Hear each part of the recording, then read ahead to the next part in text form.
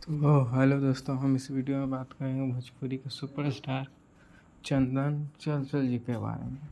दोस्तों, चंदन चंचल जी का एक गाना आने जा रहा है एजे फिल्म से, जो कि गाना का नाम है देवरा से सटल मजबूरी बाटे हो, जो कि इस गाना के लिखे हैं रोशन सिंह विश्वास जी और म्यूजिक दिए हैं आर्या शर्मा जी। और यह गाना कल यानी कि 7 तारीख को सुबह 6 बजे रिलीज किया जाएगा।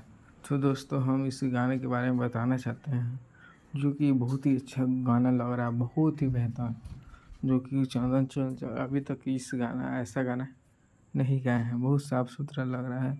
देवरा से सटल मजबूरी बाटे हो, जो कि बहुत ही अच्छा गाना लिखे हैं रोशन सिंह विश्वास, और इन पर विश्वास भी है, और म्यूजिक आर्या शर्मा जी का है। तो दोस्तों, वीडियो पसंद आया होगा तो लाइक कीजिएगा, चैनल पर नए हो तो चैनल को सब्सक्राइब कीजिएगा, ताकि भोजपुरी का हर अपडेट आप तक पहुंच सके। जय हिंद, जय भोजपुरी। धन्यवाद दोस्तों।